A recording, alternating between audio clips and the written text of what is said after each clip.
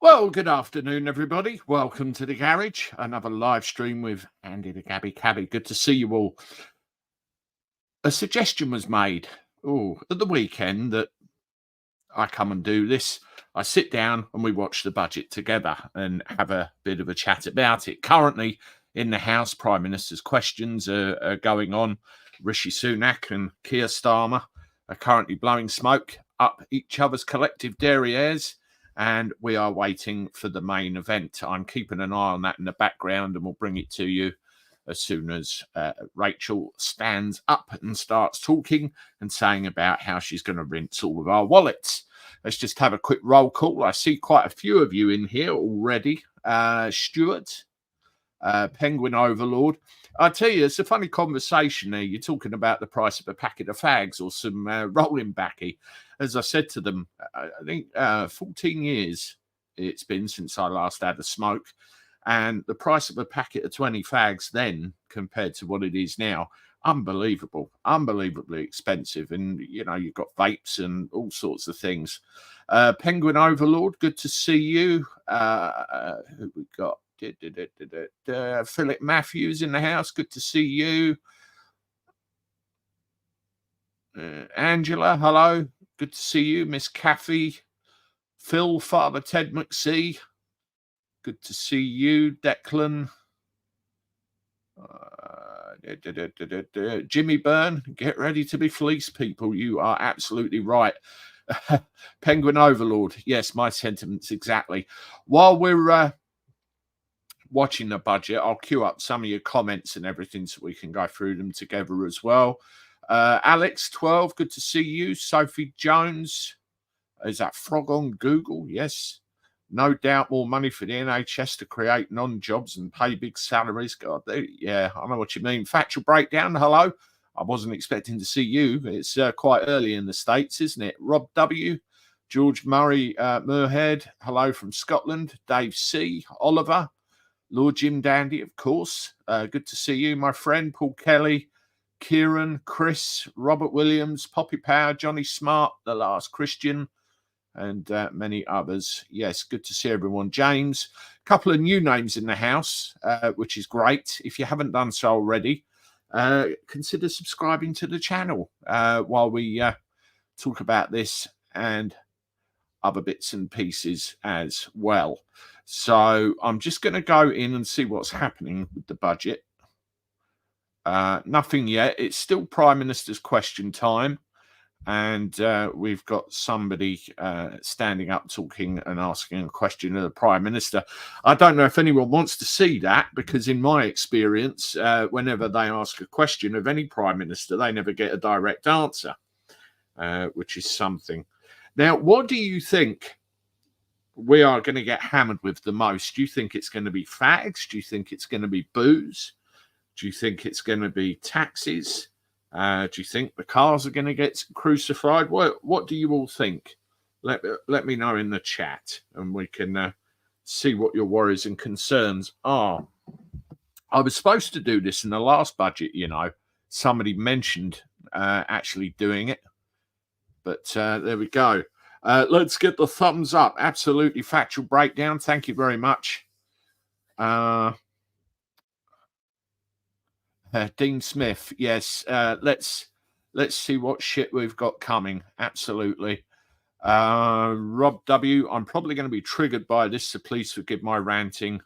Actual chat and Andy, that's all right. Be perfectly prepared to be triggered. That's fine. I'm saying nothing to that band again. That's probably why you got banned again. Let's just fuel duty and road tax. Yeah. 6 fuel and utilities.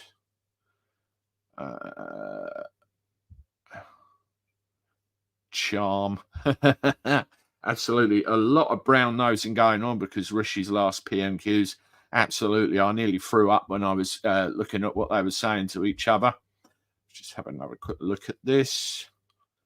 Yeah, Starmer's just stood up. That's great. Where are we? One of many two-faced politicians in the government with no respect of the British people. Absolutely. This place is going to reek of boiling piss. Yes, I think you're probably right. Andy, you should pronounce the garage like it rhymes with Farage. Garage, yes. Andy the Gabby Cabby in the garage. Yeah, I'm not sure about that. Well, I'll see if I can remember the next live I do. Speak black holes because they borrowed billions again to pay for it. Oh, totally. Speaking of lives, just to remind you all, Sunday at 9 o'clock in the evening, I will be doing a live with that Preston journalist. I've got to do the thumbnail and schedule it all and everything, which I will do after this live. So we'll see what happens. We've got 10 minutes, I think, to the actual main event.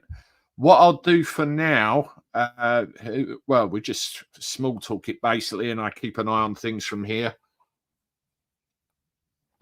I've got my scrappy envelope with my budget heading on there and a pen, so we can make a few notes as we go. Yeah, I saw that Preston journalist posted a short saying that Starmer is considering resigning. I wish, yeah, I think a lot of people wish that, don't they? Penguin, 10 minutes till the shit hits the fan. Absolutely. No one's looking forward to this. I mean, the other thing as well is a question of timing. We had this oh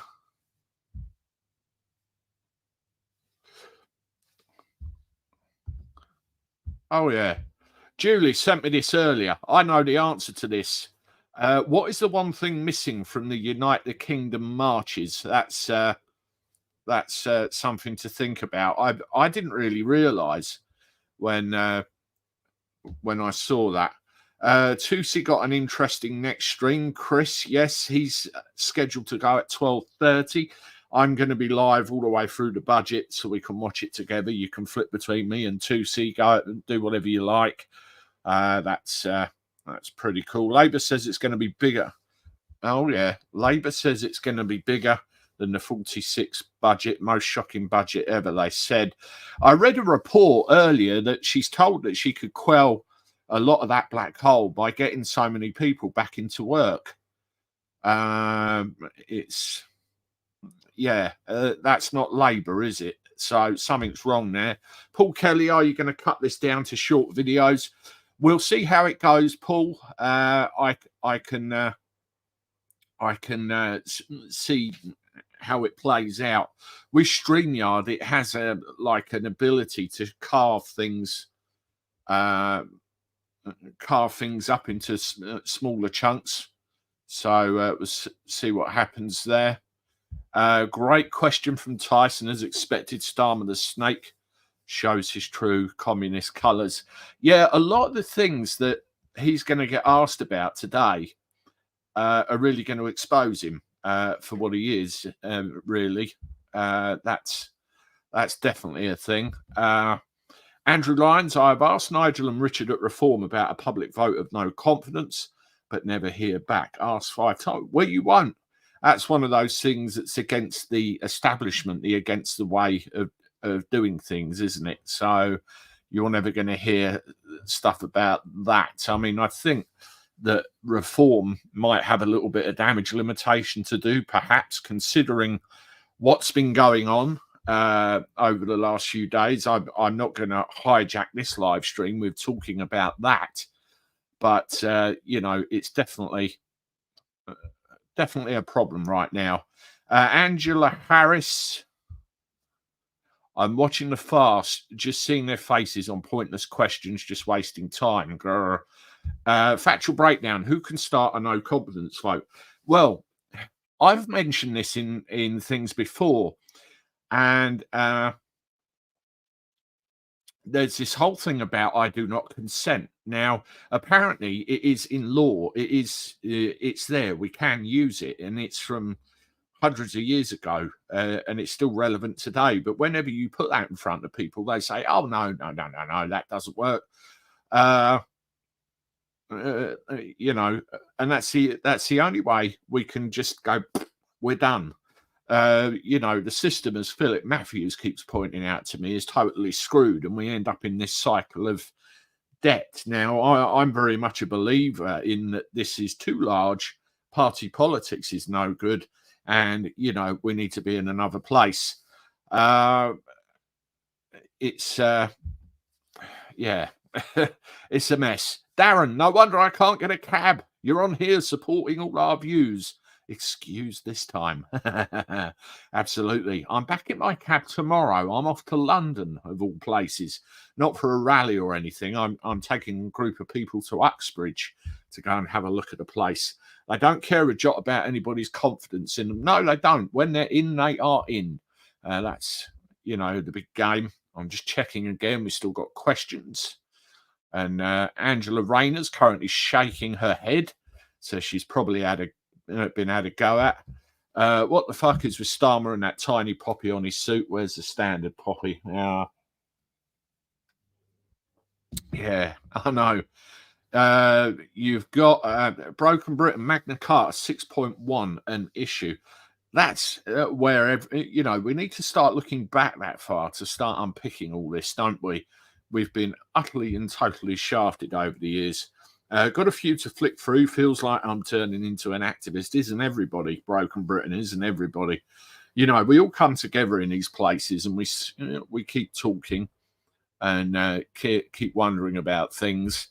And we keep winding up back here with the same problem. All we can do is just raise awareness and, you know, stick together, unite, and keep going, really. Keep going. That's all we've got.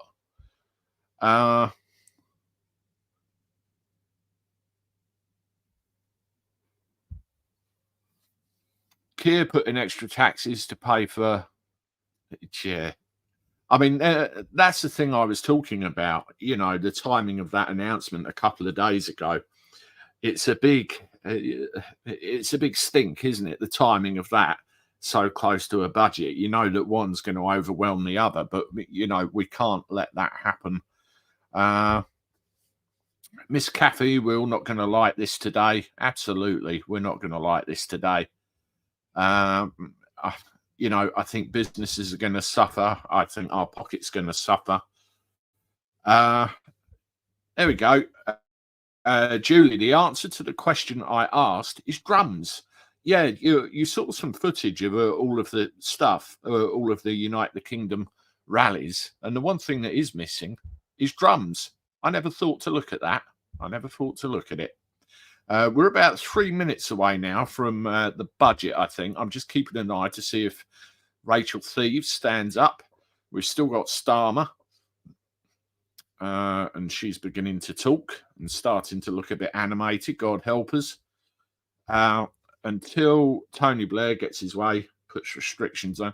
He's still floating around in the background, that guy, isn't he? Still floating around in the background. I like the idea of the poppy, but the people who run it take millions of pounds from it. Why would you buy it? Help real charities there. Well, the thing with that, you've got the that multicolored LGBTQ 59 plus whatever poppy, haven't you? For about £8. Who wants to buy that for £8? Dean Martin, yes, I fear that you may well be correct there.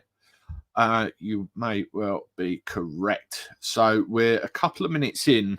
I'm just flitting between this screen and the actual main one.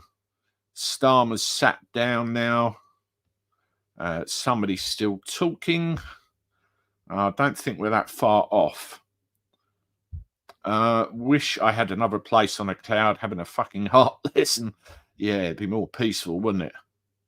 Be more peaceful. I hope you ate your lunches because this is going to knock us sick. Yeah, I haven't had my lunch yet, actually, for that reason. Okay, what I'm going to do so we don't miss it, I am going to pull up the feed now, and then we don't miss any of it. So, without further ado, let's see what we got.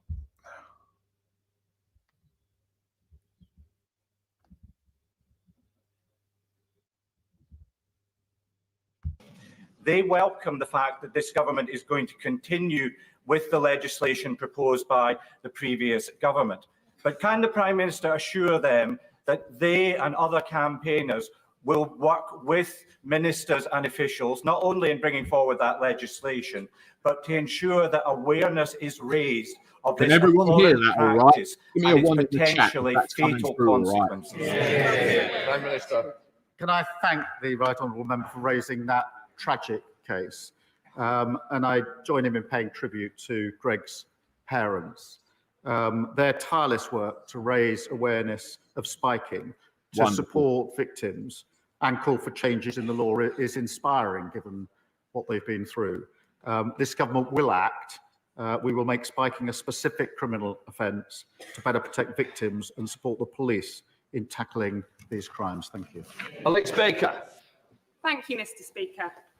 In Farnborough, our leisure centre Not was sure how knocked to do down that, by the Stuart. Conservative I know what you Council, mean, though. who made empty promises to replace it with an expensive civic hub with no viable plan to pay for it.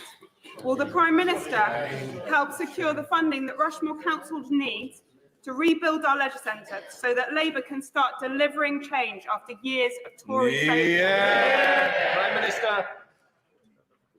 Can I welcome my honourable friend to her place? I think she's the first female, first Labour MP for Aldershot ever. And she's doing a superb job for her constituents. Rushmore Borough Council was left with a shortfall of over £19 million over the last 4 years. And the running down of local services has been one of the most painful features of the last 14 years. We will work hand in hand with councils, including multi-year funding settlements, and with local leaders to develop and make sure the services that are needed are a handover. You can see now Nusrat Ghani in the Speaker's chair. She is one of the deputy speakers and she presides over the delivery of those finance measures that are coming from Rachel Reeves shortly, the Chancellor. And as is tradition, she will be there throughout all of the debate afterwards. Well, while that continues and while we await for Rachel Reeves to stand up, let me welcome back my colleagues Chris Mason and Faisal Islam. What was striking about that Prime Minister's questions was it was really all reminder of the humans at the heart of politics. Yes. That it is possible. We've seen it a few times since the general election for people who are implacably opposed on so much politically to just have a public exchange where they acknowledge their kind of common humanity and that they're both doing, one of them's doing a job that the other one did. It's quite striking, actually. The Conservatives have said before that Rishi Sunak was going to focus on things that were close to his heart. What was there? Yorkshire, yes, cricket, yes, Northern Ireland, and there's one other thing, actually. I can't remember what the other thing was. No, but as you say, they were all his sort of personal passions, if you like. Yeah, exactly. And then that collective sense, that moment marked, if you like, of having a minority ethnic British Prime Minister. Well, indeed, in your reflections on that too, because of course Rishi Sunak always used to say what's great about it is that it's not really noticed. Yes, I remember being outside Number 10 when it happened in my job as economics editor, and almost like, should we mention this? Should we mention this? It's okay to mention it, right? Yeah. It's okay to mention it because it was a moment. Of course. But I also think what you saw reflected in PMQs is across the House is a lot of respect for his work as Chancellor, especially during the pandemic. Absolutely. I have to say that I doubted that they'd turn around the furlough scheme as quickly as they did. And that has had a huge impact on millions of people. I mean, he hasn't checked out politics entirely, but this is the end of frontline public service for now. I guess for now, that's an interesting question. Yeah, it'll be interesting. He's still a young man, isn't he? Or... Yeah, he's 44, isn't he? It'll be interesting to see what he does next. And I think there's a broad-based respect within and beyond his own party that he worked blooming hard at the various jobs he did. Now, people will have arguments forever, of course, about whether he did a good job. That's a separate question. And called an election earlier than and most all of that, the, and yes. all of that. But I think there's a genuine sort of recognition that he sort of really put his sort of back into it and is seen as a decent shout. Well, because we've spoken a lot today about firsts, first Labour budget for 14 years, the first female Chancellor, and this is lasts for Rishi Sunak, not leaving Parliament as yet, but yes, last major appearance at the dispatch box. And of course, he made the joke, quite rightly, that he enjoyed the Prime Minister's questions ahead of a budget because it wouldn't be him that would be the sort of main event. But he is answering, of course, today. Yeah, and so he has this last moment, and there's been some argument within the... Oh, is it about to start? Here we go. Here we go, Mike. Thank you. Thank you, Madam Deputy Speaker. On July the 4th, the country voted for change. This government was given a mandate to restore stability to our economy and to begin a decade of national renewal. To fix the foundations and deliver change through responsible leadership in the national interest. That is our task, and I know that we can achieve it. My belief in Britain burns brighter than ever, and the prize on offer is immense. As my right honourable friend, the Prime Minister, said on Monday, change must be felt. More pounds in people's pockets, an NHS that is there when you need it, an economy that is growing, creating wealth and opportunity for all, because that is the only way to improve living standards. And the only way to drive economic growth is to invest, invest, invest. There are no shortcuts. And to deliver that investment, we must restore economic stability and turn the page on the last 14 years. This is not the first time that it has fallen to the Labour Party to rebuild Britain.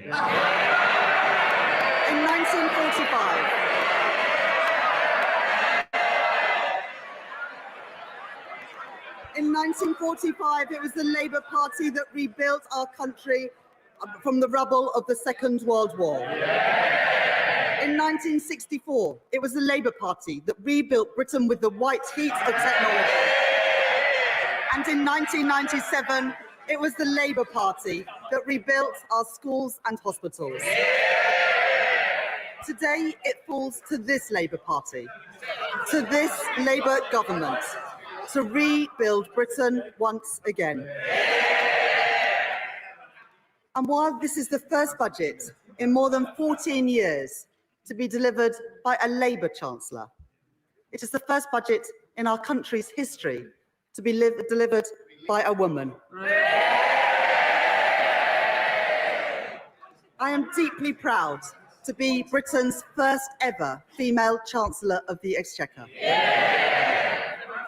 To girls and young women everywhere, I say, let there be no ceiling on your ambition, your hopes, and your dreams. And along with the pride that I feel standing here today, there is also a responsibility to pass on a fairer society and a stronger generation to the next generation of women. Madam Deputy Speaker, the party opposite failed our country. Their austerity broke our National Health Service. Their Brexit deal harmed British businesses. And their mini-budget left families paying the price with higher mortgages. The British people have inherited their failure. A black hole in the public finances.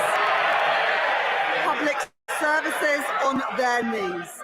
A decade of low growth and the worst parliament on record for living standards.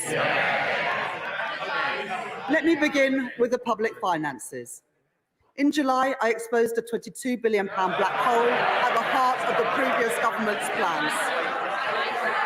A series of promises that they made but had no money to deliver. Covered up from the British people, covered up from this House. The Treasury's reserve, set aside for genuine emergencies, spent 3 times over just 3 months into the financial year. Today, on top of the detailed document that I had provided to the House in July, the government is publishing a line-by-line breakdown of the £22 billion black hole that we inherited. It shows hundreds of unfunded pressures on the public finances this year and into the future too.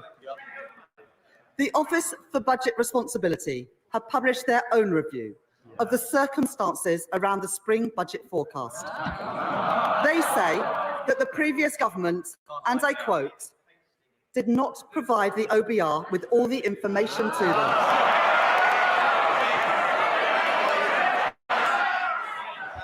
And had they known about these undisclosed pressures that have since come to light, then their spring budget forecast for spending would have been, and I quote again, materially different. Let me be clear. And the OBR's March forecast is false, because the party opposite hid the reality of their public spending plans. Yet, at the very same budget, they made another £10 billion worth of cuts to national insurance. It was the height of irresponsibility, and they knew it, because they had run out of road and they called an election to avoid making difficult choices. So let me make this promise to the British people. Never again will we allow a government to play fast and loose with the public finances. And never again will we allow a government to hide the true state of our public finances from our independent forecaster. That's why today I can confirm that we will implement in full the 10 recommendations from the Independent Office for Budget Responsibilities Review. But the country has inherited not just broken public finances, but broken public services too. The British people can see and they can feel that in their everyday lives. NHS waiting lists at record levels. Children in porter cabins as school roofs crumble. Trains that do not arrive.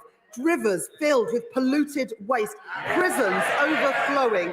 Crimes which are not investigated and criminals who are not punished. That is the country's inheritance. That is the country's inheritance from the party opposite. But they had no plan to improve our public services. And they had no plan to put our public finances on a stable footing. Quite the opposite. Since 2021, there have been no detailed plans for departmental spending set out beyond this year. And their plans relied on a baseline for spending this year, which we now know was wrong, because it did not take into account the £22 billion black hole. The previous government also failed to budget for costs that they knew would materialise. That includes funding for vital compensation schemes for victims of two terrible injustices.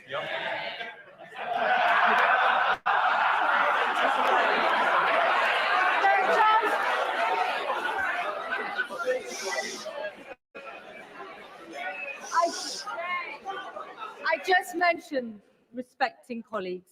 The public are watching. They want to hear what the Chancellor has to say. Simmer down. I would politely suggest that honourable members listen to this, because it includes funding for vital compensation schemes for victims of two terrible injustices: the infected blood scandal and the Post Office Horizon scandal. The Leader of the Opposition rightly made an unequivocal apology for the injustice of the infected blood scandal on behalf of the British state, but he did not budget for the costs of compensation. Today, for the very first time, we will provide specific funding to compensate those infected and those affected in full. With £11.8 billion in this budget. And I am also today setting aside £1.8 billion to compensate victims of the Post Office Horizon scandal. Redress that is long overdue for the pain and injustice that they have suffered. Madam Deputy Speaker, the leadership campaign for the party opposite has now been going on for over 3 months. But in all that time, not one single apology for what they did to our country.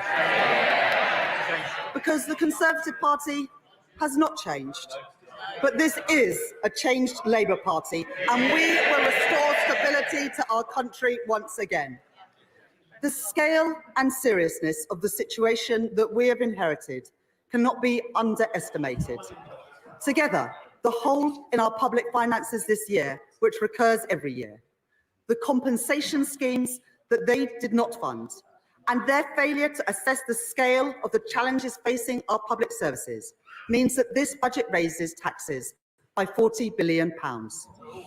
Any Chancellor standing here today would have to face this reality. And any responsible Chancellor would take action. That is why today I am restoring stability to our public finances and rebuilding our public services. As a former economist at the Bank of England, I know what it means to respect our economic institutions. I want to put on record my thanks to the Governor of the Bank, Andrew Bailey, and to the Independent Monetary Policy Committee. Today, I can confirm that we will maintain the MPC's target of 2% inflation, as measured by the 12-month increase in the Consumer Prices Index. I want to thank James Bowler, the Permanent Secretary to the Treasury, and my team of officials. Madam Deputy Speaker, I would also like to thank my predecessors as Chancellor of the Exchequer for their wise counsel as I have prepared for this budget. In particular, I would like to thank the former Right Honourable Member for Spelthorne for his invaluable advice in this weekend's papers, where he concluded that his mini-budget, and I quote, wasn't perfect. Well,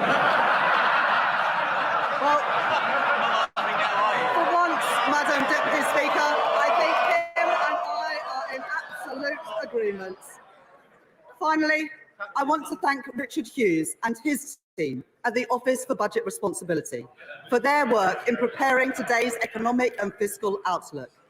Let me now take the House through that forecast. The cost of living crisis under the last government stretched household finances to their limit, with inflation hitting a peak of above 11%. Today, the OBR say that CPI inflation will average 2.5% this year, 2.6% in 2025, then 2.3% in 2026, 2.1% in 2027, 2.1% in 2028, and 2.0% in 2029. Next, I move on to economic growth. Today's budget marks an end to short-termism.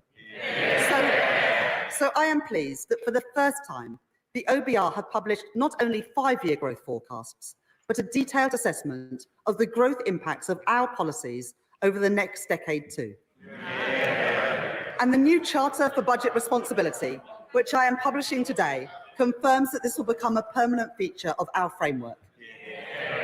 The OBR forecast that real GDP growth will be 1.1% in 2024, 2.0% in 2025, 1.8% in 2026, 1.5% in 2027, 1.5% in 2028, and 1.6% in 2029.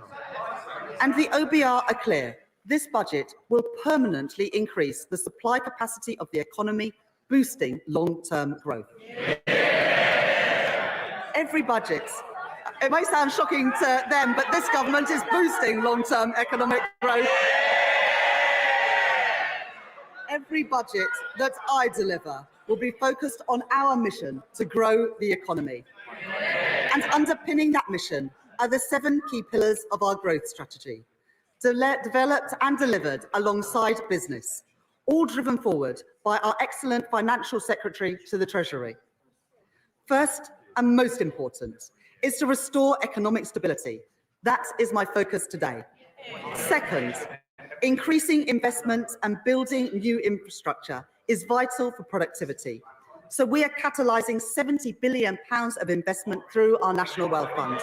And we are transforming our planning rules to get Britain building again.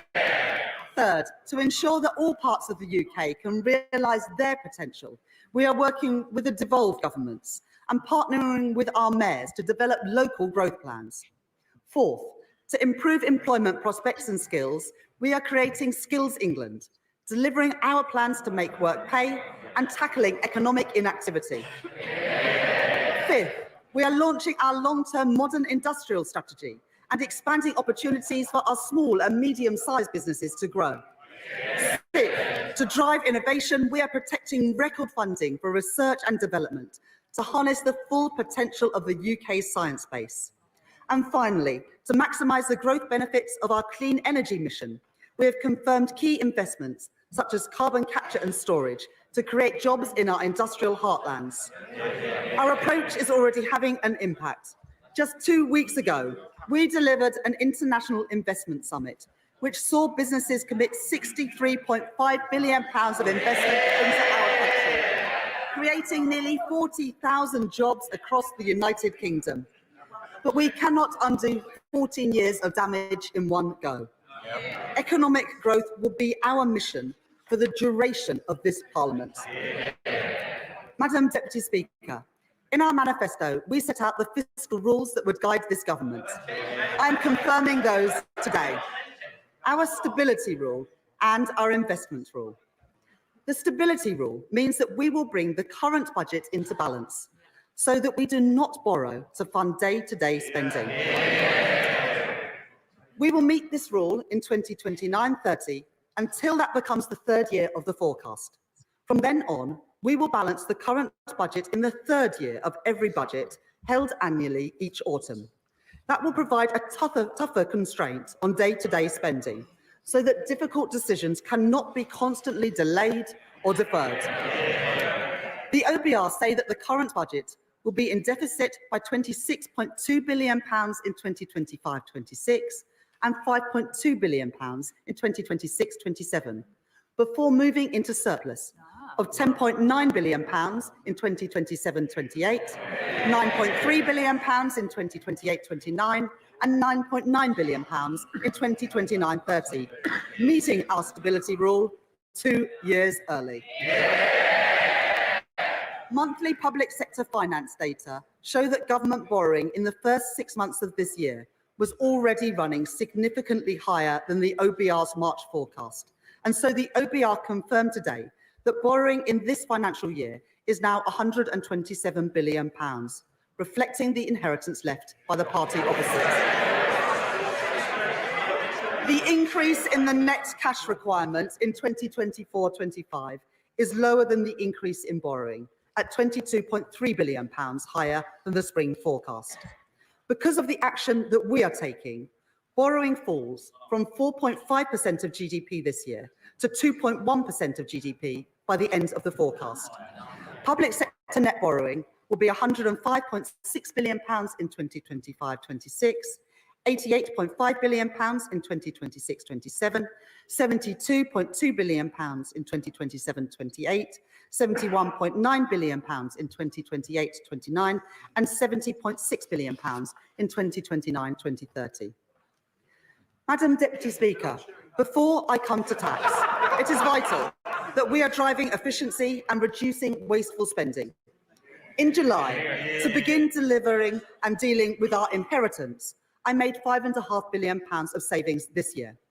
Today, we are setting a 2% productivity, efficiency and savings target for all departments to meet next year by using technology more effectively and joining up services across government. As set out in our manifesto, I will shortly be appointing our COVID Corruption Commissioner. They will lead our work to uncover those companies that used a national emergency to line their own pockets, because that money belongs in our public services and taxpayers want that money back. And I can confirm today that David Goldstone has been appointed as the chair of the new Office for Value for Money to help us realise the benefits from every pound of public spending. Today, I am also taking 3 steps to ensure that welfare spending is more sustainable. First, we inherited the last government's plans to reform the work capability assessment. We will deliver those savings as part of our fundamental reforms to the health and disabilities benefits system that my right honourable friend, the Work and Pensions Secretary, will bring forward. Second, I can today announce a crackdown on fraud in our welfare system, often the work of criminal gangs. We will expand DWP's counter-fraud teams, using innovative new methods to prevent illegal activity, and provide new legal powers to crack down on fraudsters, including direct access to bank accounts to recover debt. This package saves £4.3 billion a year by the end of the forecast. Third, the government will shortly be publishing the Get Britain Working white paper, tackling the root causes of inactivity with an integrated approach across health, education and welfare. And we will provide £240 million for 16 trailblazer projects targeted at those who are economically inactive and most at risk of being out of education, employment or training, to get people into work and to reduce the benefits bill. Before a government could consider any change to a tax rate or threshold, it must ensure that people pay what they already owe. So we will invest to modernise HMRC systems using the very best technology and recruit additional HMRC compliance and debt staff. We will clamp down on those umbrella companies who exploit workers, increase the interest rate on unpaid tax debt to ensure that people pay on time, and go after the promoters of tax avoidance schemes. These measures to reduce the tax gap raise £6.5 billion by the end of the forecast. And I want to thank the Exchequer Secretary for his outstanding work on this agenda.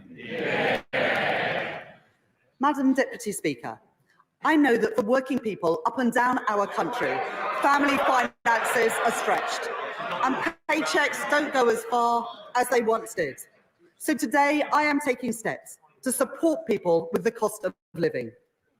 It was the Labour government that introduced the national minimum wage in 1999. It had a transformative impact on the lives of working people. As promised in our manifesto, we asked the Low Pay Commission to take account of the cost of living for the first time.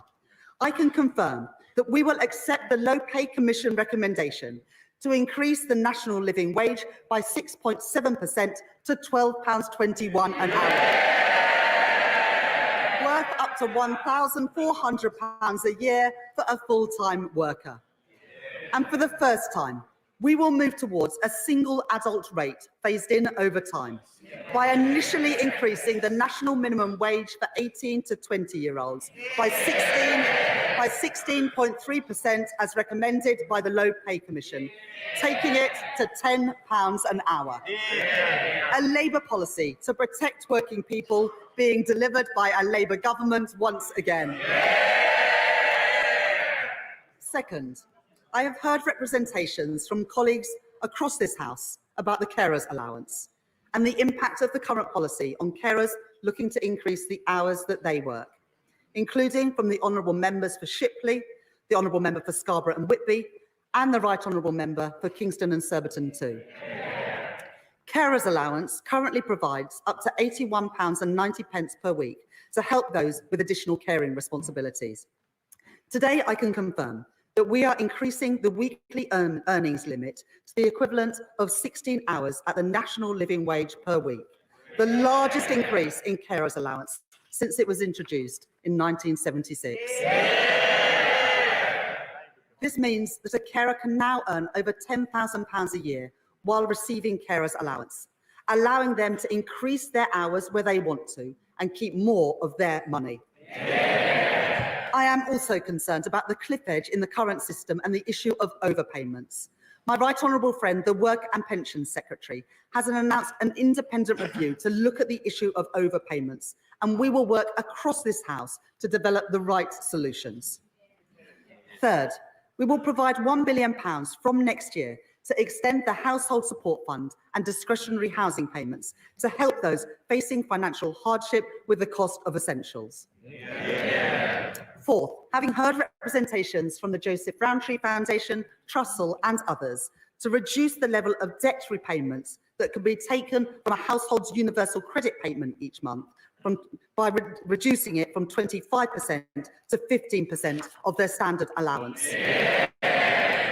This means that 1.2 million of the poorest households will keep more of their award each month, lifting children out of poverty and and those who benefit will gain an average of £420 a year. Madam Deputy Speaker, our plan to make work pay will also protect working people. I know that the party opposite are deeply interested in our plans here. Having seen their colleagues repeatedly dismissed at short notice, I know that they are worried about their future under the Right Honourable Member for North West Essex.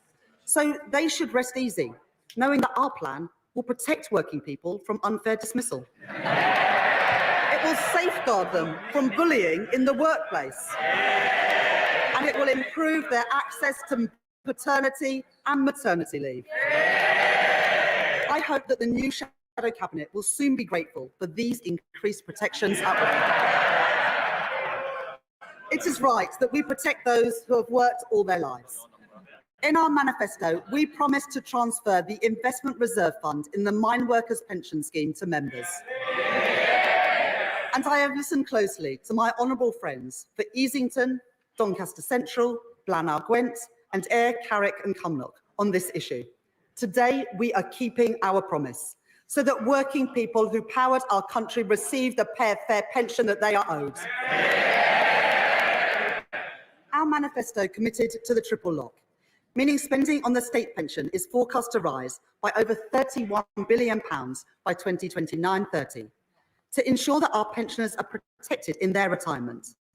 This commitment means that while working age benefits will be uprated in line with CPI at 1.7%, the basic and new state pension will be uprated by 4.1% in 2025-26. This means that over 12 million pensioners will gain up to £470 next year, up to £275 more than if uprated by inflation.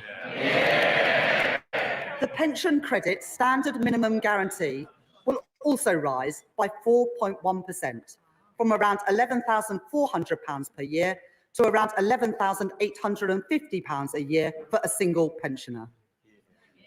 While I have sought to protect working people with measures to reduce the cost of living, I've had to take some very difficult decisions on tax. I want to set out my approach to fuel duty.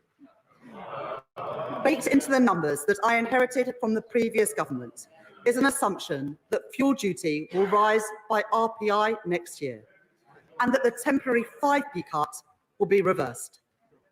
To retain the 5p cut and to freeze fuel duty again would cost over £3 billion next year. At a time when the fiscal position is so difficult, I have to be frank with the House that this is a substantial commitment to make. I have concluded that in these difficult circumstances, while the cost of living remains high, and with a backdrop of global uncertainty, increasing fuel duty next year would be the wrong choice for working people. It would mean fuel duty rising by 7p per litre. So I have decided today to freeze fuel duty next year, and I will maintain the existing 5p cut for another year too. There will be no higher taxes at the petrol. There will be no higher taxes at the petrol pumps next year. Madam Deputy Speaker, the last government made cuts of £20 billion to employees and self-employed national insurance in their final two budgets. These tax cuts were not honest, because we now know that they were based on a forecast which the OBR say would have been materially different. It would have been materially different had they known the true extent of the last government's cover-up. Since July, I have been urged on multiple occasions to reconsider these cuts, to increase the taxes that working people pay and see in their payslips. But I have made an important choice today, to keep every single commitment that we made on tax in our manifesto. So I say to working people, I will not increase your national insurance, I will not increase your VAT, and I will not increase your income tax. Working people will not see higher taxes in their payslips as a result of the choices that I am making today. That is a promise made and a promise fulfilled. But any responsible Chancellor would need to make difficult decisions today to raise the revenues required to fund our public services and to restore economic stability. So in today's budget, I am announcing an increase in employers' national insurance contributions. We will increase the rate of employers' national insurance by 1.2 percentage points to 15% from April 2025. And we will reduce the secondary threshold, the level at which employers start paying national insurance on each employee's salary, from £9,100 a year to £5,000. This will raise £25 billion per year by the end of the forecast period. I know that this is a difficult choice. I do not take this decision lightly. We are asking businesses to contribute more, and I know that there will be impacts of this measure felt beyond businesses too, as the OBR has set out today. But in the circumstances... Order, Chancellor! Order! Our constituents are watching. They need to be able to hear the Chancellor. Simmer down. Chancellor. But in the circumstances that I have inherited, it is the right choice to make. Successful businesses depend on successful schools. Healthy businesses depend on a healthy NHS. And a strong economy depends on strong public finances. If the party opposite chooses to oppose this choice, then they are choosing more austerity, more chaos, more instability. This is the choice that our country faces too. As I make this choice, I know it is particularly important to protect our smallest companies. So, having heard representations from the Federation of Small Businesses and others, I am today increasing the employment allowance from £5,000 to £10,500. This means 865,000 employers won't pay any national insurance at all next year.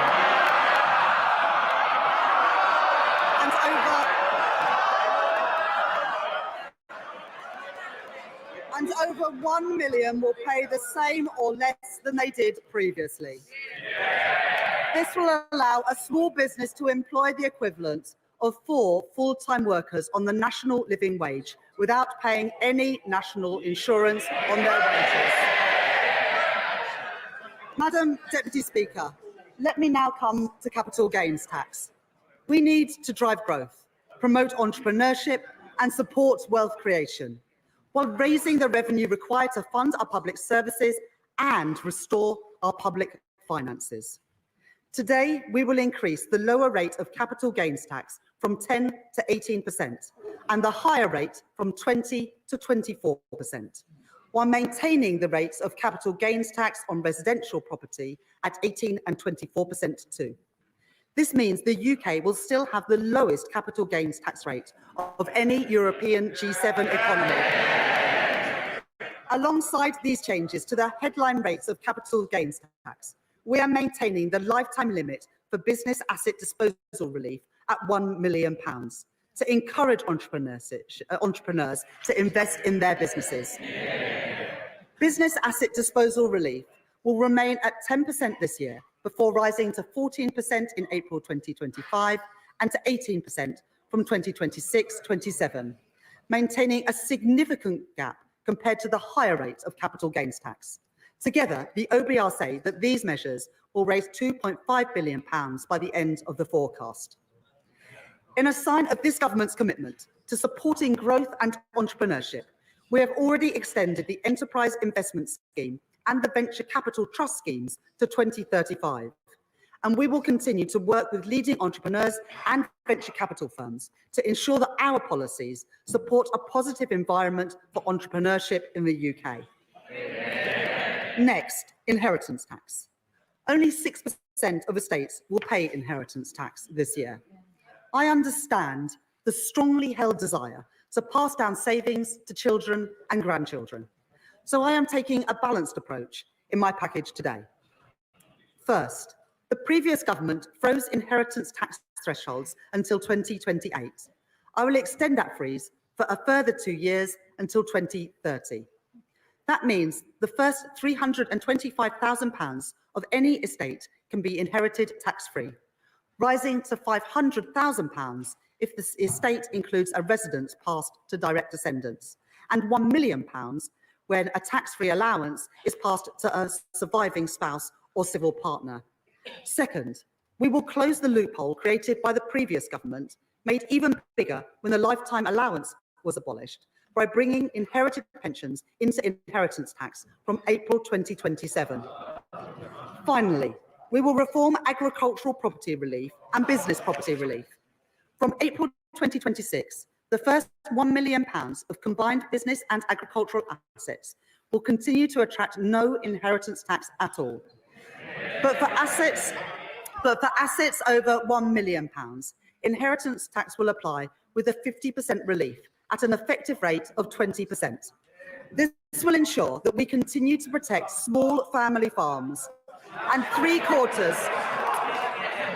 with three quarters of claims unaffected by these changes. I can also announce that we will apply a 50% relief in all circumstances on inheritance tax for shares on the alternative investment market and other similar markets, setting the effective rate of tax at 20%.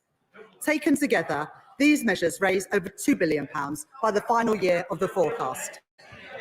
Next, I can confirm that the government will renew the tobacco duty escalator for the remainder of this Parliament at RPI plus 2%. Increase duty by a further 10% on hand-rolling tobacco this year, introduce a flat rate duty on all vaping liquid from October 2026, alongside an additional one-off increase in tobacco duty to maintain the incentive to give up smoking.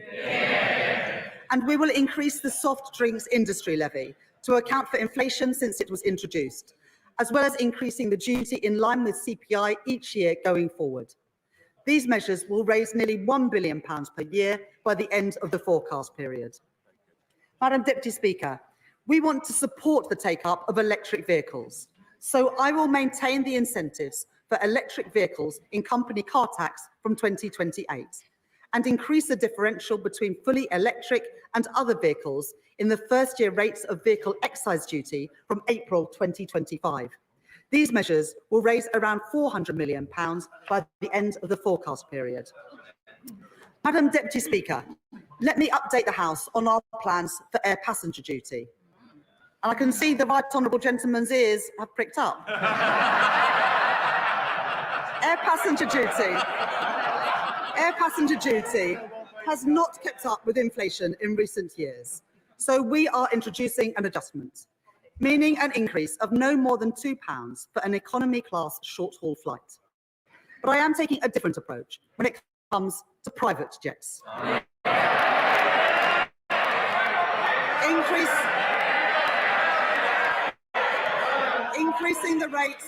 Increasing the rate of air passenger duty by a further 50%.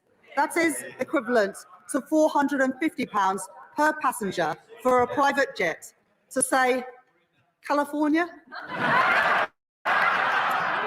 Madam Deputy Speaker, let us now turn to our high street businesses. I know for them, a major source of concern is business rates. From 2026-27, we intend to introduce two permanently lower tax rates for retail, hospitality and leisure properties, which make up the backbone of our high streets across the country. And it is our intention that it is paid for by a higher multiplier for the most valuable properties.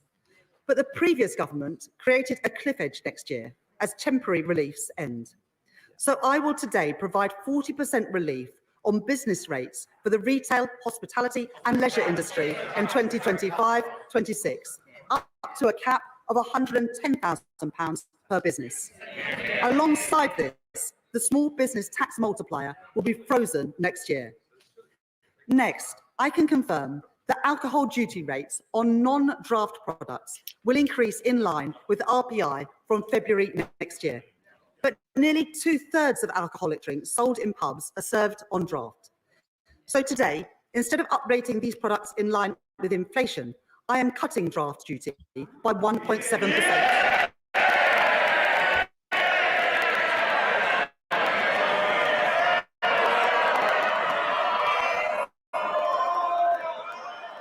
which means a penny off the pints in the pub. Alongside the changes I am making today, I am publishing a corporate tax roadmap, providing the business certainty called for by the CBI, the British Chambers of Commerce, and the Institute for Directors. This confirms our commitment to cap the rate of corporation tax at 25%, the lowest in the G7, for the duration of this Parliament, while maintaining full expensing and the £1 million annual investment allowance, and keeping the current rates of research and development relief to drive innovation. Madam Deputy Speaker, in our manifesto, we made a number of commitments to raise funding for our public services. First, I have always said that if you make Britain your home, you should pay your taxes here too. So today I can confirm we will abolish the non-dom tax regime. And we will remove the outdated concept of domicile from the tax system from April 2025. We will introduce a new residence-based scheme with internationally competitive arrangements for those coming to the UK on a temporary basis, while closing the loopholes in the scheme designed by the party opposite. To further encourage investment into the UK, we will also extend the temporary repatriation relief to 3 years and expand its scope, bringing billions of pounds of new funds into Britain. The Independent Office for Budget Responsibility say that this package of measures will raise £12.7 billion over the next 5 years. Next, the fund management industry provides a vital contribution to our economy. But as our manifesto set out, there needs to be a fairer approach to the way that carried interest is taxed. So we will increase the capital gains rates on carried interest to 32% from April 2025. And from April 2026, we will deliver further reform to ensure that the specific rules for carried interest are simpler, fairer, and better targeted. In our manifesto, we committed to reforming stamp duty land tax to raise revenues while supporting those buying their first home. We are increasing the stamp duty land tax surcharge for second homes, known as the higher rate for additional dwellings, by 2 percentage points to 5%, which will come into effect from tomorrow. This will support over 130,000 additional transactions from people buying their first home or moving home over the next 5 years. Next, we are committed to reform the energy profits levy on oil and gas companies. I can confirm today that we will increase the rate of the levy to 38%, which will now expire in March 2030. And we will remove the 29% investment allowance to ensure that the oil and gas industry can protect jobs and support our energy security. So we will maintain the 100% first-year allowances and the decarbonisation allowances too. Finally, 94% of children in the UK attend state schools. To provide the highest quality of support and teaching that they deserve, we will introduce VAT on private school fees from January 2025. And we will shortly introduce legislation to remove their business rates relief from April 2025 too. We said in our manifesto that these changes, alongside our measures to tackle tax avoidance, would bring in £8.5 billion in the final year of the forecast. I can confirm today that they will in fact raise over £9 billion to support our public services and restore our public finances. That is a promise made and a promise fulfilled. Madam Deputy Speaker, I have one final decision to take on tax today. The previous government froze income tax and national insurance thresholds in 2021, and then they did so again after the mini-budget. Extending their threshold freeze for a further 2 years raises billions of pounds, money to deal with the black hole in our public finances and repair our public services. Having considered this issue closely, I have come to the conclusion that extending the threshold freeze would hurt working people. It would take more money out of their payslips. I'm keeping every single promise on tax that I made in our manifesto. So there will be no extension of the freeze in income tax and national insurance thresholds beyond the decisions by the previous government.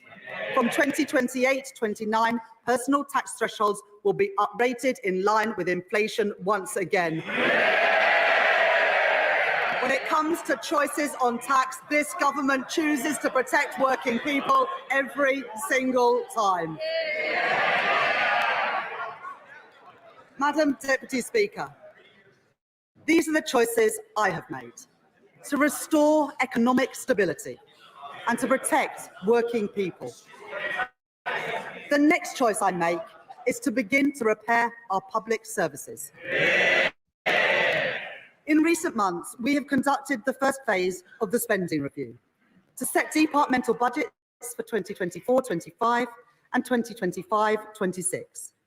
And I want to thank my right honourable friend, the Chief Secretary to the Treasury, for his tireless work with colleagues from across government. Because I have taken difficult decisions on tax today, I am able to provide an injection of immediate funding over the next 2 years to stabilise and to support our public services. The next phase of the spending review will report in late spring, and I have set the overall envelope today. Day-to-day spending from 2024-25 onwards will grow by 1.5% in real terms. And today, departmental spending, including capital spending, will grow by 1.7% in real terms. At the election, we promised there would be no return to austerity. Today, we deliver on that promise.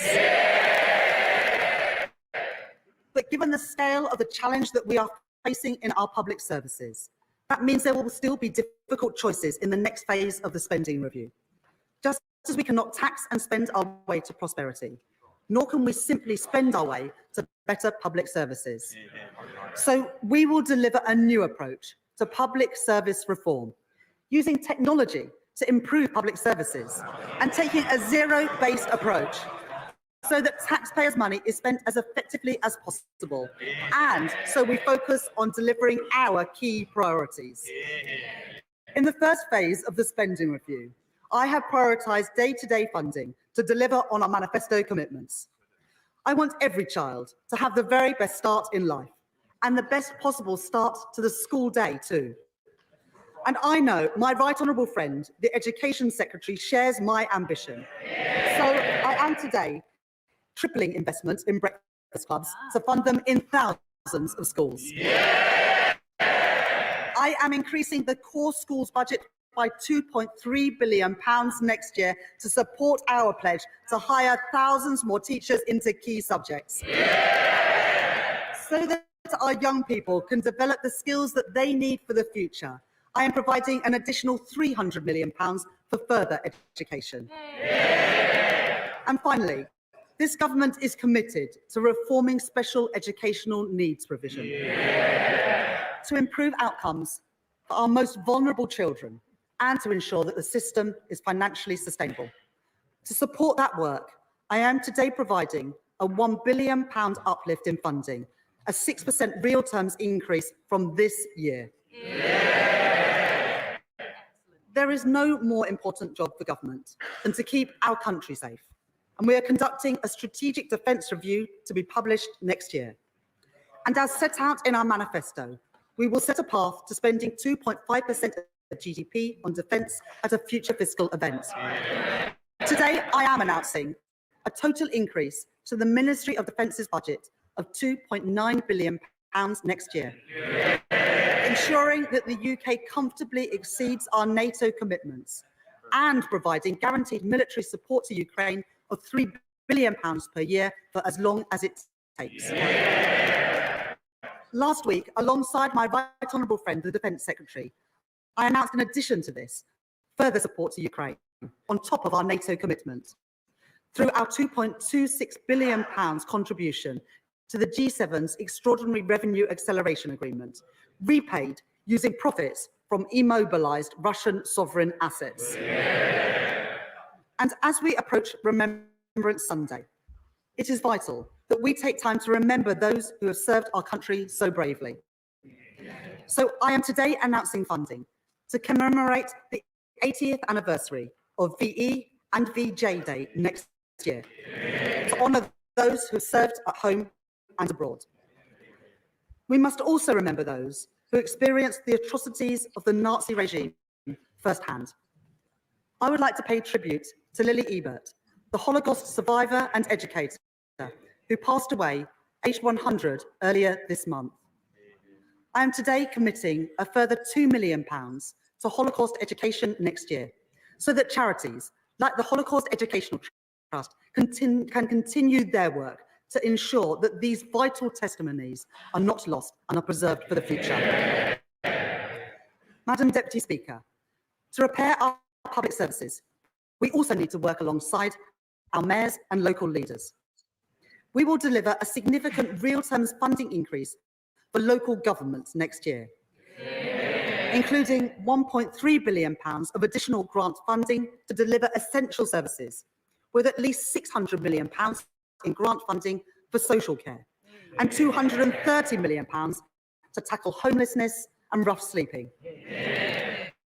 We are today confirming that Greater Manchester and the West Midlands will be the first mayoral authorities to receive integrated settlements from next year, giving mayors meaningful control of the funding for their local areas. And to support our high streets, we are taking action to deal with the sharp rise in shoplifting that we have seen in recent years. We will scrap the effective immunity for low-value shoplifting introduced by the party opposite. And having listened closely to organisations like the British Retail Consortium and the trade union USDOR, I am providing additional funding to crack down on the organised gangs which target retailers, and to provide more training to our police officers and retailers to stop shoplifting in its tracks. Finally, I am today providing funding to support public services and drive growth across Scotland, Wales and Northern Ireland.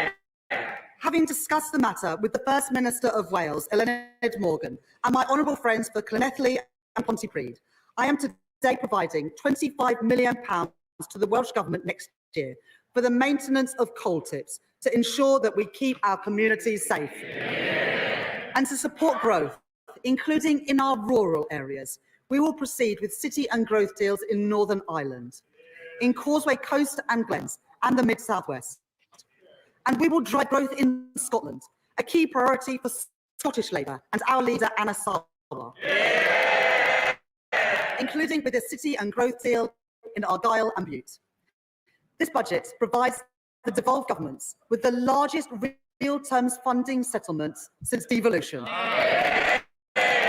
delivering an additional £3.4 billion to the Scottish Government through the Barnett formula. Funding which must now be used effectively in Scotland to deliver the public services that the people of Scotland deserve. This budget also provides £1.7 billion to the Welsh Government and £1.5 billion to the Northern Ireland Executive in 2025-26. I said that there would be no return to austerity, and that is the choice that I have made today. Madam Deputy Speaker, to rebuild our country, we need to increase investment. The UK lags behind every other G7 country when it comes to business investment as a share of our economy. That matters. It means the UK has fallen behind in the race for new jobs, new industries, and new technology. By restoring economic stability and by establishing the National Wealth Fund to catalyse private funding, we have begun to create the conditions that businesses need to invest. But there is also a significant role for public investment. For too long, we have seen Conservative chancellors cut investment and raid capital budgets to plug gaps in day-to-day spending. The result is clear for all to see. Hospitals without the equipment they need. School buildings not fit for our children. A desperate lack of affordable housing. Economic growth held back at every turn. Under the plans I inherited, public investment was set to fall from 2.5% to 1.7% of GDP. But in Washington last week, the International Monetary Fund were clear. More public investment is badly needed in the UK. So having listened to the case made by the former Governor of the Bank of England, Mark Carney, former Treasury Minister Jim O'Neill, and the former Cabinet Secretary Gus O'Donnell, among others, I am confirming our investment rule. As set out in our manifesto, we will target debt falling as a share of the economy. Debt will be defined as public sector net financial liabilities, or net financial debt for short, a metric that has been measured by the Office for National Statistics since 2016 and forecast by the Office of Budget Responsibility since that date too. Net financial debt recognises that government investment delivers returns for taxpayers by counting not just the liabilities on a government's balance sheet, but the financial assets too. This means that we count the benefits of that investment, not just the costs. And we free up our institutions to invest, just as they do in Germany, France, and Japan. Like our stability rule, our investment rule will apply in 2029-2030, until that becomes the third year of the forecast. From that point onwards, net financial debt will fall in the third year of every forecast. Today, the OBR say that we are already meeting our target 2 years early, with net financial debt falling by 2027-28, with £15.7 billion of headroom in the final year. So that we drive the right incentives in government investments, we will introduce 4 key guardrails to ensure capital spending is good value for money and drives growth in our economy. First, our portfolio of new financial investments will be delivered by expert bodies like the National Wealth Fund, which must by default earn a rate of return at least as large as that on gilts. Second, we will strengthen the role of institutions to improve infrastructure delivery. Third, we will improve certainty, setting capital budgets for 5 years and extending them at every spending review every 2 years. Finally, we will ensure that there is greater transparency for capital spending, with robust annual reporting of financial investments based on accounts audited by the National Audit Office and made available to the Office for Budget Responsibility at every forecast. Taken together with our stability rule, these fiscal rules will ensure that our public finances are on a firm footing while enabling us to invest prudently alongside business. The capital plans that I now set out to drive growth across our country and repair the fabric of our nation are only possible because of our investment rule. Let me set out those investment plans. Today, we are confirming our plans to capitalise the National Wealth Fund to invest in the industries of the future, from gigafactories to ports to green hydrogen. Building on these investments, my right honourable friend, the Business Secretary, is driving forward our modern industrial strategy, working with businesses and organisations like Make UK to set out the sectors with the biggest growth potential.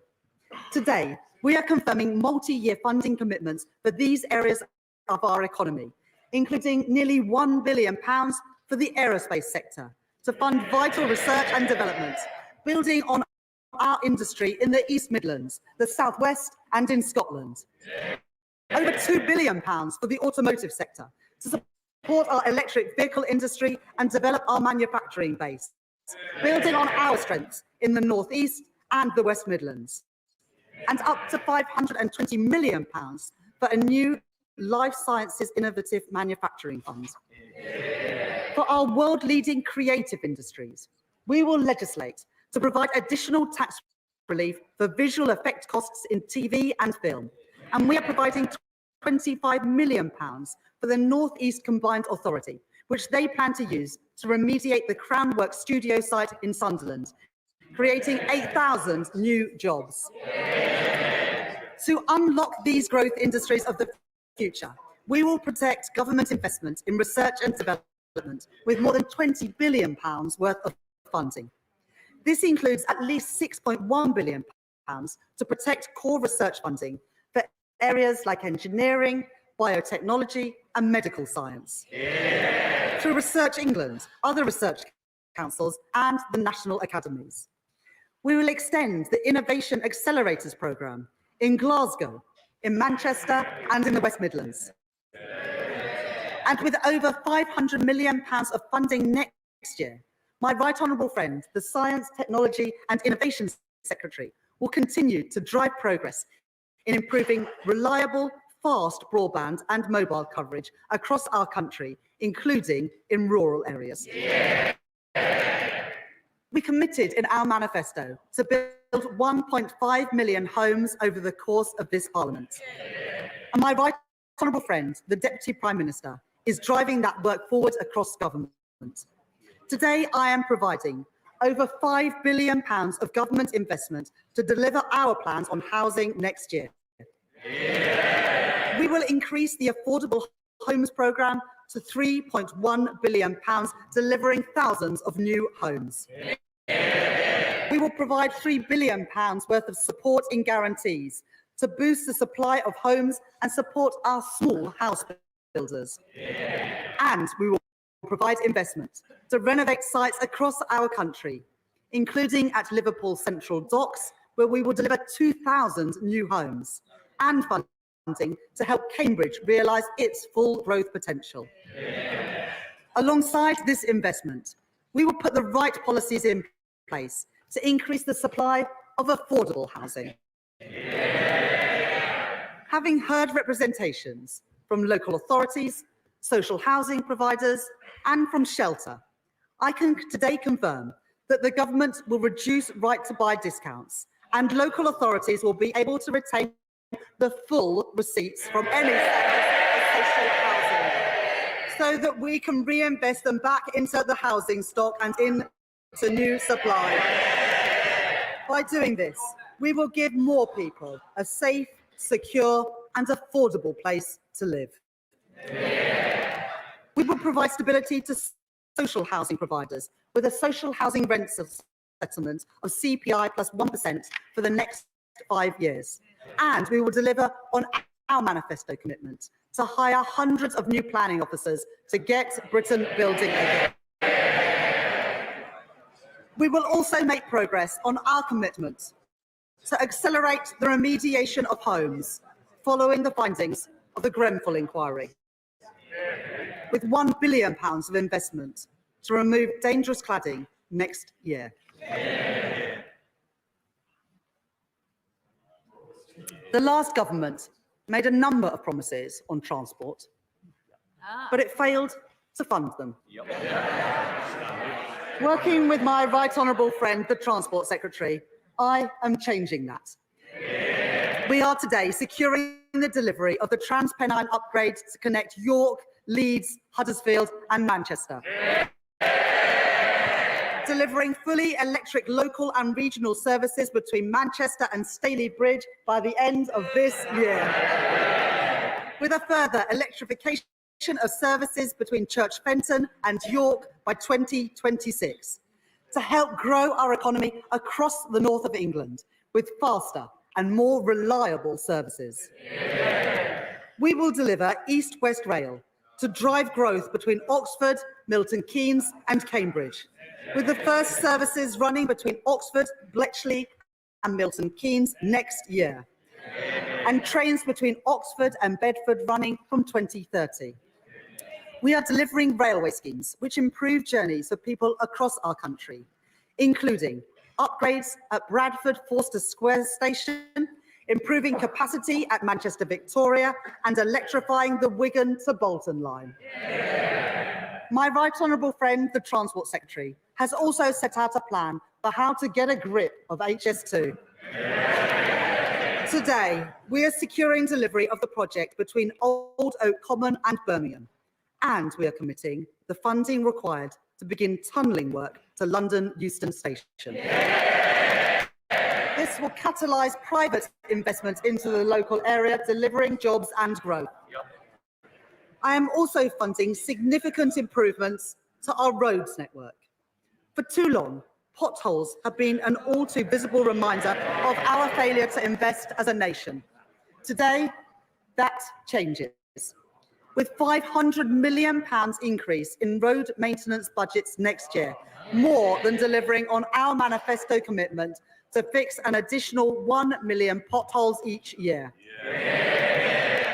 We will provide over £650 million of local transport funding to improve connections across our country, in towns like Crewe and Grimsby, and in our villages and rural areas from Cornwall to Cumbria. And while the previous government's policy was for the bus fare cap to end this December, we understand how important bus services are for our communities. And so we will extend the cap for a further year, setting it at £3 until December 2025. Finally, we will deliver £1.3 billion of funding to improve connectivity in our city regions, funding projects like the Brierley Hill Metro extension in the West Midlands, the renewal of Sheffield Supertram, and the West Yorkshire Mass Transit, including in Bradford and Leeds. Madam Deputy Speaker, to bring new jobs to Britain and to drive growth across our country, we are delivering our mission to make Britain a clean energy superpower, led by my right honourable friend, the Energy Secretary. Earlier this month, we announced a significant multi-year investment between government and business into carbon capture and storage, creating 4,000 jobs across Merseyside and Teesside. Today, I am providing funding for 11 new green hydrogen projects across England, Scotland and Wales.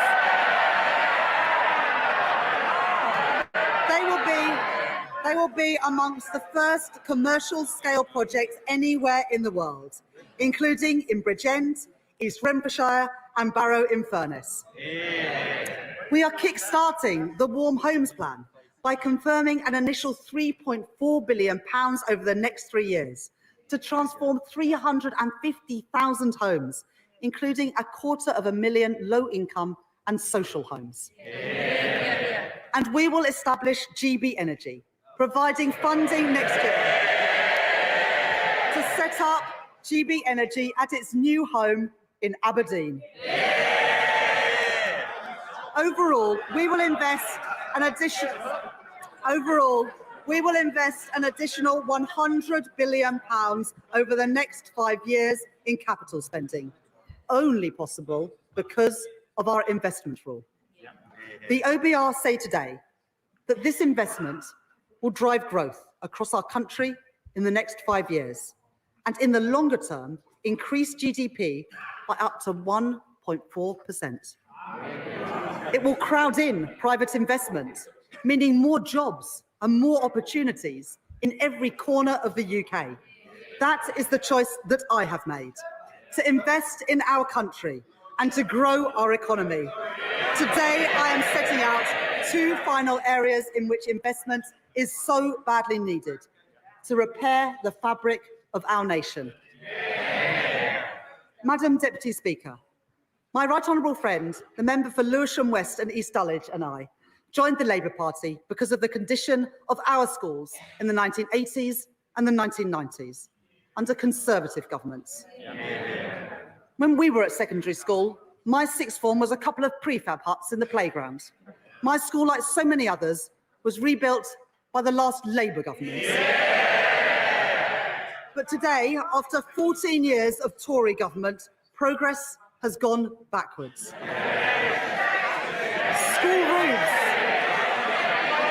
School roofs are crumbling and millions of children are facing the same backdrop as I did.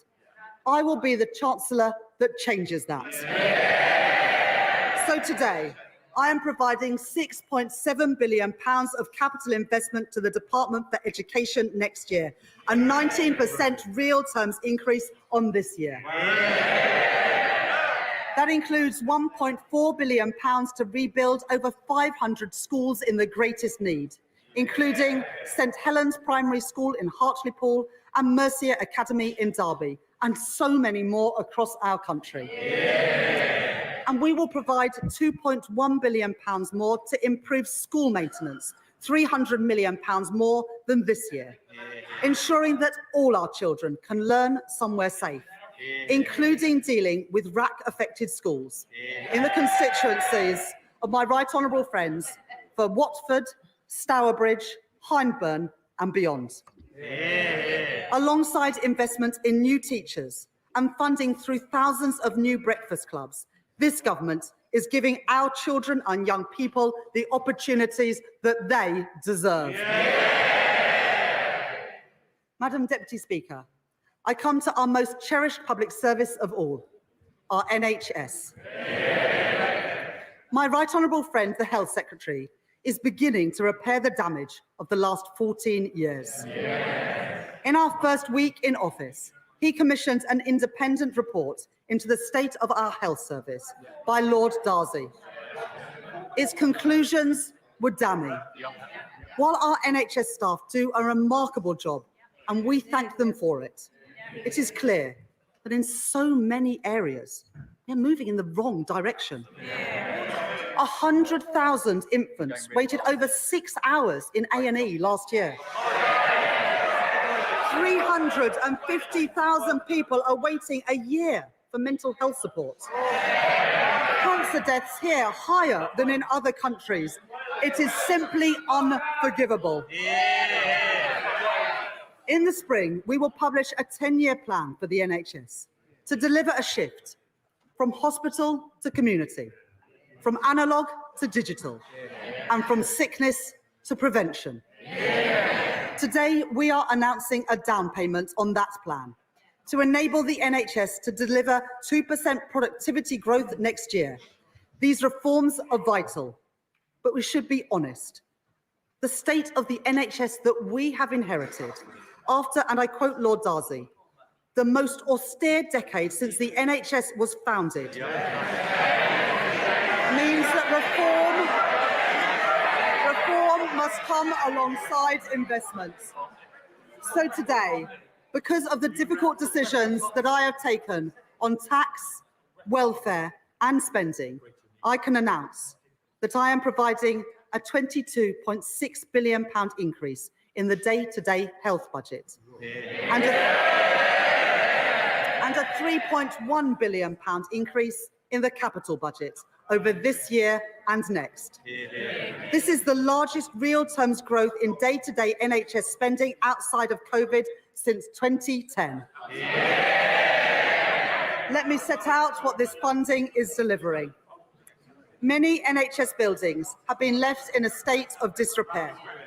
So we will provide £1 billion of health capital investment next year to address the backlog of repairs and upgrades across our NHS. To increase capacity for tens of thousands more procedures next year, we will provide a further £1.5 billion for new beds in hospitals across our country, new capacity for over 1 million additional diagnostic tests, and new surgical hubs and diagnostic centres, so that people waiting for their treatment can get it as quickly as possible.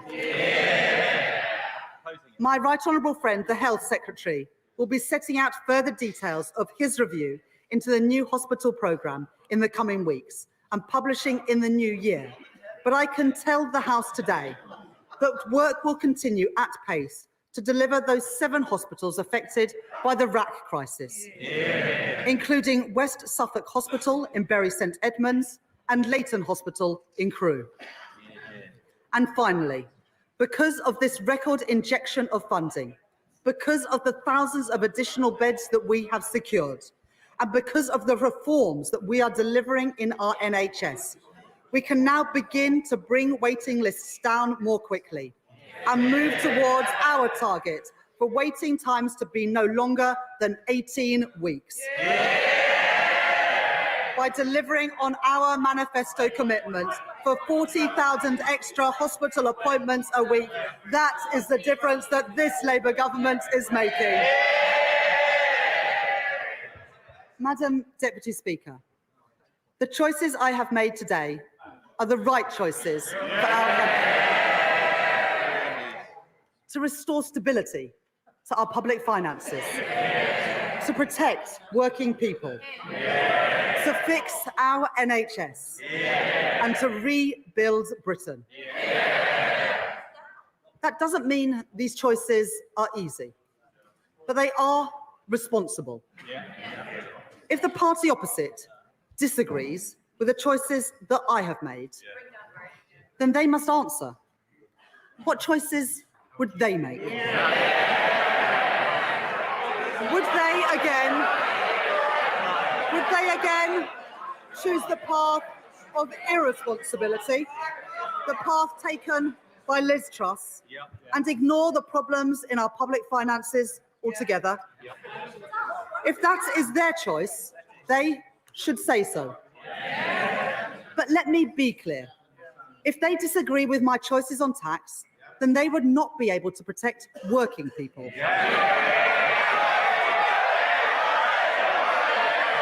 If they disagree with our plans to fund public services, then they would have to cut schools and hospitals. And if they disagree with our investment rule, then they would have to delay or cancel thousands of projects which drive growth across our country. This is a moment of fundamental choice for Britain. I have made my choices, the responsible choices, to restore stability to our country, to protect working people, more teachers in our schools, more appointments in our NHS, more homes being built, fixing the foundations of our economy, investing in our future, delivering change, rebuilding Britain. We on these benches commend those choices, and I commend this statement to the House.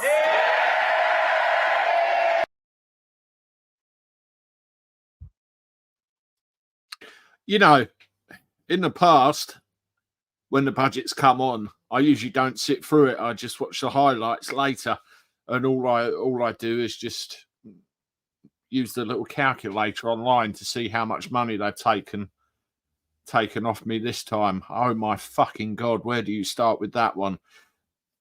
There's one glaring thing that many of you have pointed out. I've been sitting here reading the comments the whole time. Not one single mention about that problem we all know exists coming across the channel on a daily basis. Not one single mention, which means they don't give a shit. It will keep coming. Now, there's a couple of instances in there where I got the impression that they were trying to make it cheaper for themselves to manage that. Loz, Andy, what's your profanities? I know where I can and can't and how much. Yeah, there was a couple of places in there where I thought, you know, they're making it cheaper for themselves to manage that overall. So, you know, that's just going to continue. It doesn't seem like an important issue for them. Now, what we have to remember is the news that came out about Southport within the last 24 to 48 hours, and don't let that get swallowed up by all of this. Now, there's a couple of things here, right? Right at the beginning, she said there's a £22 billion black hole. Where is that £22 billion black hole? Hundreds of schemes unfunded. What schemes? What black hole exactly, Rachel? Because you've said that at the very start, and then you've negated that statement by spending billions upon billions upon billions upon billions. You can't tax your way out of that. You know, people have good accountants. People know what they're doing. You're not going to raise that amount of tax revenue to fund all of those different things that you've come out with. So what's the answer? Oh, yes, borrow, borrow, borrow, borrow, and this country will get in even more debt than it is already. I saw an interesting video where they spoke about a situation where you can remove yourself from this enslavement. You can remove yourself from this situation where we're all indebted to the system, banks, loans, and all the rest of it. And, it could be very easily sorted out if you adjusted the way that this is done, the way that the country sees its wealth. They talk about compensation, a fund to pay out compensation to the victims of the post office scandal. Should it be the government and therefore the taxpayer paying that out? I don't think so. Should be Fujitsu. Skills England, clean energy, carbon capture devices.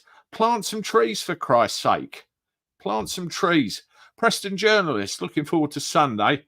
In the words of Private Fraser, we're doomed. Good thing is, it will accelerate the end of Starmer. I don't think really that the budget will do that all by itself. I think there are other matters coming down the pipe which will do it.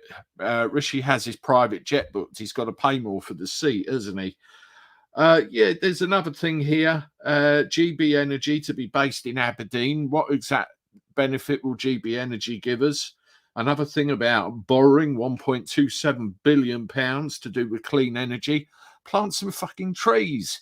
We breathe out carbon dioxide. We need oxygen to live. The trees absorb the CO2, kick out the O2. We all carry on happily ever after. It's been going on for years. Convict corruption inquiry. I think all of them need to be held in the cart for that. Now, this is an interesting one. Crackdown on DWP fraud. And they're talking about giving themselves the powers to be able to look into people's bank accounts and physically take money that has been screwed out of the system. So anybody that's on any kind of benefit anytime soon will probably be very worried about that one. I know I would be. And they talk about getting more people back into work. Now, where I've seen this in the past with different governments, it's a one-size-fits-all approach. You're unemployed. It doesn't matter. You're going to go back to work or lose your benefits. So I can see a lot of people worried about that.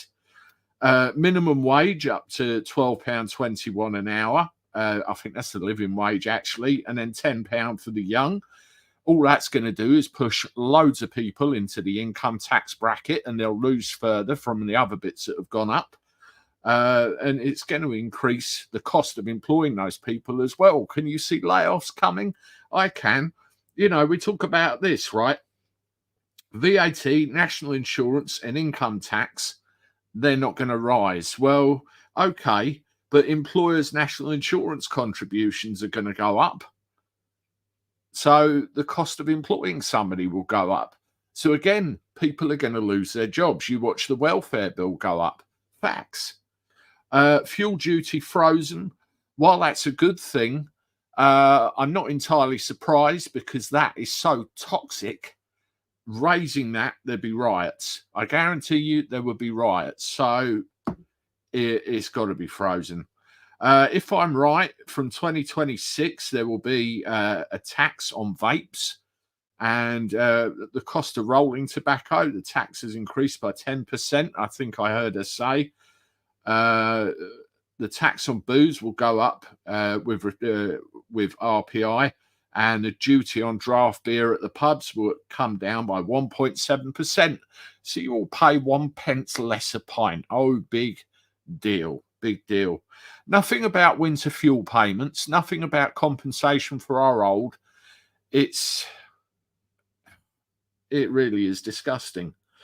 Non-dom tax abolished to be replaced by something else. A bit about capital gains and the freezing on inheritance tax to be extended till 2030. Those are all things that will affect some, but not others. Pensions uprated, and then pension credit uprated as well. But then they will take it back with higher energy bills and everything else. All this race to green energy is going to do is bankrupt the hell out of us. Universal credit debt recovery. So people that get behind on council tax and other debts like that have it taken from their universal credit, the rate at which that will come down is 15%. That will give them a little bit more. But then why the hell are they in debt in the first place? Yes, what's this in capital letters? You obviously want this read. George, Andy, people need to realise that this debt, that the government debt they say we all have, this isn't our debt and we never put our name to this. So tell me how this is ours. I agree with you 120%. You know, they create these figures. I mean, £22 billion black hole. What £22 billion black? Who's responsible for that? And also, they're throwing money and big words at the NHS. And you can see in 5 years' time that we're going to be left with the same NHS. I've seen loads of comments in here from people about their experiences with the NHS. I'll give you two, right? My mother-in-law is very poorly in a hospital bed right now. I revealed that to everybody on a live on Sunday. They've been excellent. Nothing short of excellent, apart from one doctor who had words with about a week ago. Somebody else I know was waiting for a diagnosis for a medical condition, and the waiting list was so long they had to go private. So I think it's very much, it depends what is going on. Jess, because when you get universal credit, you have to wait several weeks, and unless you can afford not to take out a loan, you need 5 weeks worth of money to live from them. I know somebody who's had that. We can't pay you out for 5 weeks, have a loan and we'll take it back off you. And I suppose that'll fall within the 15%. So you're indebted to the system already. This is all bullshit. You know, all of this, all of these fundings and all of these promises, I can just see being borrow, borrow, borrow, borrow. I can't see, you know, anything about getting into any kind of surplus, any kind of good situation whatsoever in all of these notes. It's really horrible. So what else can I say? One thing I want to leave you with, I pulled a picture up on the screen, and this really sums it all up.